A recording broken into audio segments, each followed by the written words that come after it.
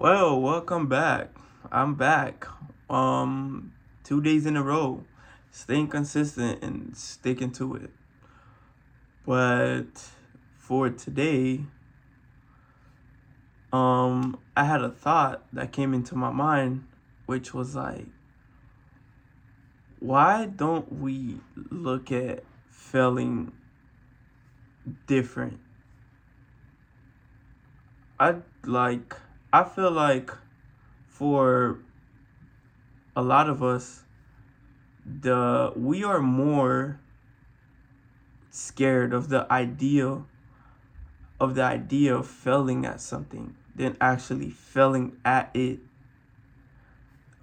I mean, a lot of people that fails at what they have done, they usually bounce back. A lot of people fails without even actually failed at the thing that they're doing. Um so a lot of the stuff I'm gonna talk about is mainly gonna be about reason why you should looking forward to actually failing, because the brain I feel like the brain kind of over exaggerate the feeling of failure than actually it basically over exaggerated. Or if we feel like as if like if we fail at something, everything is over. The whole world end or whole world shattered. um or we get embarrassed because we expected something much higher, and then now we're getting lower lower outcome. We expected the goal to be met, but we actually didn't reach it. um a little something I've learned throughout my 20 years of living is that sorry is that you don't actually there's no actually a real definition. Like, I don't think failing at something is real. Um, reason why I say that. You really only fail at whatever you're doing when you stop doing it, when you give up. And when you do give up at whatever you was doing, you failed to meet that goal. Yeah, you did. You really wanted, you failed to meet it. I still feel like I say you really didn't fail, because like if you really wanted it as bad as you said that you wanted it, you would have bounced back and get right back to it. A lot of people, you don't fail, you just give up. Some people look at like they don't start because they feel it's they feel as if like it's not it's not gonna go well. They don't have the confidence enough in themselves to make it work. But the thing about it is that you they they're not gonna make it work. So the thing about it is that they never start. If you never start, you never fail. And I feel like when you fail at something, that's when you learn the lesson of that you're doing something wrong. Like, you shouldn't be doing that. The moment you fail is the moment you kind of teach yourself a lesson, or you learn something new, that I'm not supposed to do it like that. It doesn't work like that for me. It worked a different way. But a lot of people mistaken that for I'm gonna get off track for a little bit, but I feel like when you get like people look at failing like the way I feel like school put that into our thoughts.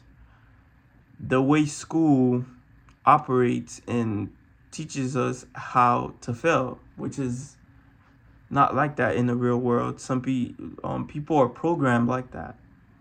Um, People think if you like, for example, if you get a math test, right, and the goal is to get 100, and you didn't, you failed, you get an F, and then you failed. In the real world, you do get a grade back, but the only thing is you can always just you can always get that math test back again and redo it and then try it again and get a better grade. People a lot like people don't think that people start looking at failure different because that's the way our mind was programmed to understand it and to be able to basically comprehend it. And with a lot of, if you're starting a new thing or a new project, a new business idea, a new whatever you're trying, instead of trying to avoid failing at it, you should try to look at failing different.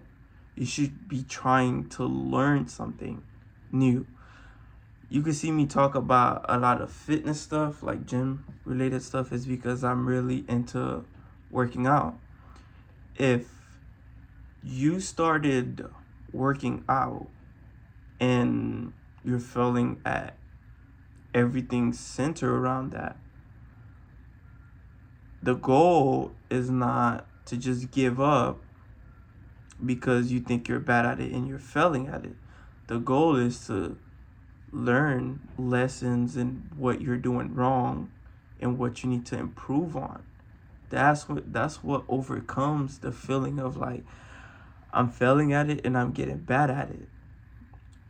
For like a business, if for whatever reason everything in your business goes to shit and you're now sitting at zero and you're stuck,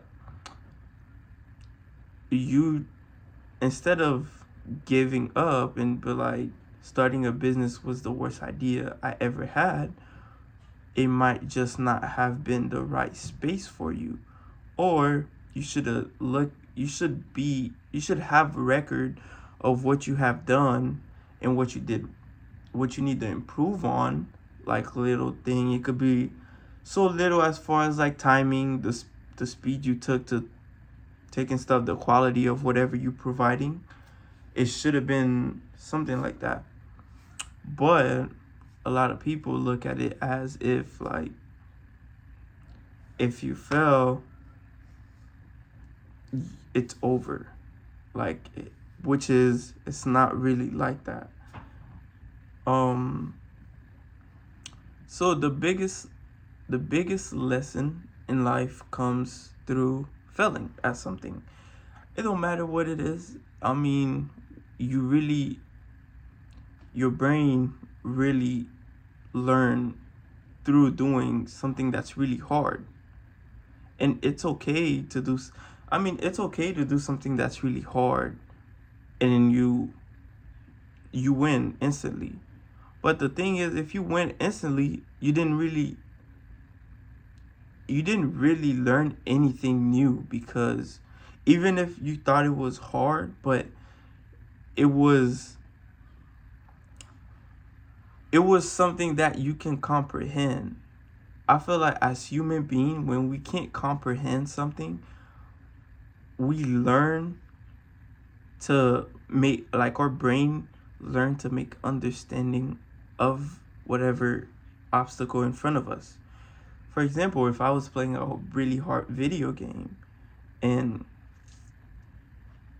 I felt like it was really hard, but I still met the goal. I mean, I honestly cannot do it again, probably because my brain kind of already processed that really quickly.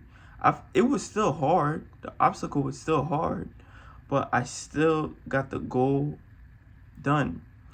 For example, if I'm playing another video game and Um, I freaking failed. I got killed. Whatever the goal is, I didn't reach it. Then I gotta try again, and I gotta find new ways to make it work. Other new ways to make it work. I don't know what it is. Maybe it's a potion. Maybe I needed some sort of tool to use. It's really the same thing with life. You can implement some of these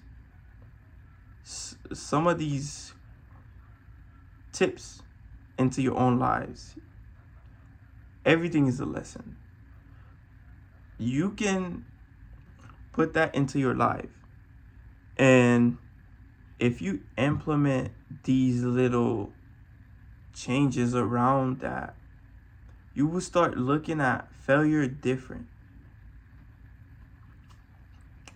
I was reading a book where the guy, I think it was Morgan Keegan, the guy that wrote The Psychology of Money, something like that, but not sure. But it wasn't I wasn't reading, it was a podcast he was talking about.